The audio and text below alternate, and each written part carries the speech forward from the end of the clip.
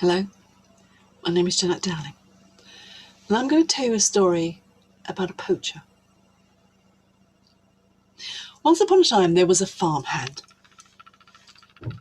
and he had a wife and he had 3 children, and he worked very, very, very hard for the landowner, but he didn't get paid very much money, and sometimes there was not enough money to be able to buy food to fill the bellies of his children. And there was a time when food was scarce, and his children cried at night as they tried to get to sleep, but their tummies were rumbling so hard. And although he was able to give them water, that really wasn't sufficient. And he looked around at the landowner's farm, and he could see these pheasants. The landowner bred them for pleasure, to hunt them. And just one of those would be sufficient for his children to have a meal. It would make enough broth for a week. And so as they slept in the night, he said farewell to his wife, and he went out into the night. And with him, he had a trap, and it was a long piece of wood with a noose around the end. It didn't escape him that if anybody caught him poaching, because that's what he was going to do, then the penalty for that was for him to be hanged. But he knew he had to do this, and if he was careful, he'd get away with it. And so he went where he knew the pheasants roosted in the tree. And sure enough, there was a very plump one. And he got the piece of wood, and he put the noose around the neck of the bird, and he pulled the string, and he's got it down. And while the bird fluttered, he just held it and broke its neck clean. And then very carefully, he put it inside his jerkin, and then he took it home. And he was very quiet. He was very quiet, making sure nobody could hear him, nobody could see him. And he got back to the house, and he thought, oh, thank goodness, I've got away with that. And he began plucking the pheasant, so that in the morning his wife could find it, and then she would know that they would have something to eat finally. But I have to say, he wasn't a very good poacher, and for what he thought he would do, the gamekeeper had spotted him. And so the gamekeeper, along with one of his assistants, had followed him home, and they burst in through the door, and there he was with the pheasant in his hands and the feathers flying everywhere. And with that, the 2 men took him away, and they were screaming and shouting, and his wife and his children woke up.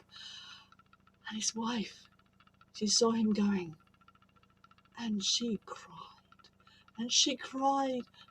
mercy, mercy. But there was no mercy for her. And he was taken to the court next day, and the word had gone about, and the other men from the village were sitting there listening. And the magistrate looked round. He knew the landowner. He knew that this man in front of him, this poacher, has been somebody who betrayed his master's trust. And he was determined that he'd make an example of him. And so he declared that the poacher was guilty, and with that brought out his black handkerchief, put it on his head, and declared, and the penalty was death, to be hung that very afternoon. And there was a cry from the back of the court, and it was his wife, because now she knew everything. Everything she had known had fallen away, and she had no idea how she would ever be able to look after herself and her 3 children. And the poacher, shaking as they tried to lead him away, turned round and pointed to all of the villagers who were there in the court, and he said, you are no better than me. You could be me, and yet you let this happen to me. I curse you, I curse you. I promise that I will be back here in a year's time, and then you will find my wrath." With that, the poacher was taken down. And with that, the poacher was hung that very afternoon. And with that, he jerked with the noose, just as that poor pheasant had done the night before. The villagers met in the public house that night. They weren't sure what the poacher had meant. They weren't sure how he was going to curse them. One of the men said, "Look, let us not worry about this. Let us drink a toast to him tonight, so that we know him and respect him and remember him. Let us promise to help his wife and his children. And then let us meet here again in a year's time, and we'll give a toast to him then. And then maybe that'll appease his ghost." And they all agreed to do that. And so they all went their separate ways. And they did try to support the poacher's wife and his 3 children. And when they did meet a year again later, and they stood and they did a toast to the poacher, one of the men said, "How will we know that this is good enough? How will we know that he won't come after us anyway?" "Well," said another, "he did say it would be on this night, and ghosts, everyone knows, rise from their graves at midnight. Perhaps we should go down there and watch and see if his ghost does indeed rise, because if it does, then we know we need to be careful. But if it doesn't rise, then we know he's appeased and we don't need to worry anymore." Well, this seemed to be a pretty good plan. There was just one small problem. Nobody was willing to be going down to the churchyard at midnight to watch and see what happened. And they were all trying to say, "Well, you do it. And from the corner was a stranger. And the stranger said, "And how much would it be worth it to you to pay me to go down to see if your poacher rides from the dead?"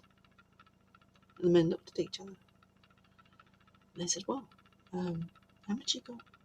So they did a quick rip round, and actually the sum between them was quite enough. "Yes," said the stranger in the corner, "I'll take that.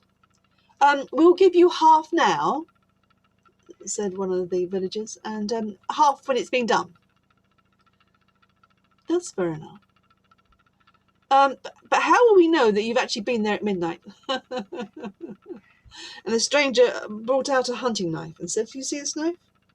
Okay, what I will do is I will place it in the grave at midnight. And then you can come along as the sun rises and you can see whether or not the knife is there indeed. Because then that means I must have been there at least sometime during the night." Well, each of them looked around and thought, "Well, actually, that sounds like a pretty good idea. Yeah, okay. Yeah, all right." So they paid over half the sum of money. And the stranger went off down the road laughing to himself. "Oh, aren't they fools? They think they know everything." But he did indeed go to the graveyard, and he did indeed look for the poacher's grave. But he didn't believe in ghosts. It was just an easy way to make some money, but he might as well give them a bit of theatre with it. And then he wrapped his cloak around him, and he waited until the hour when the church would start ringing 12. And at the first stroke, he stood up. And he stood up by the grave, 1 foot either side of it. And he looked down at the grave, and he looked up at the stars. And he could hear the birds and the owls behind him just giving one last hoot for the night. And there was a rustling of the leaves. 5, 6, 7, 8.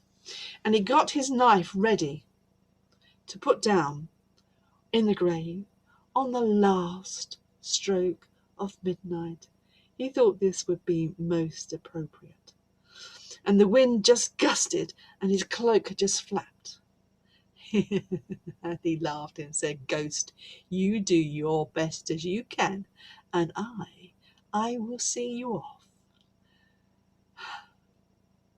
And as that last stroke of 12, he bent down and put his dagger, his knife, straight into the grave.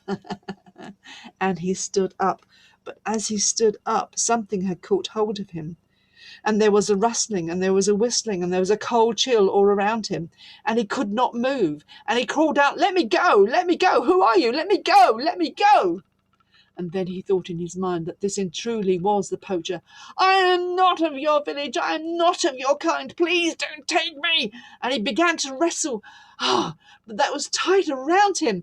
And he was caught up as though in a big hug of something that was not going to let him go.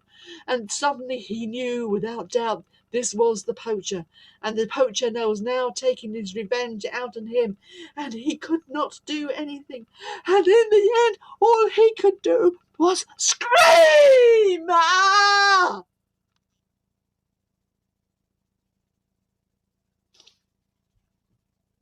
And when the villagers came round at sunrise, indeed they could see on the grave there was something.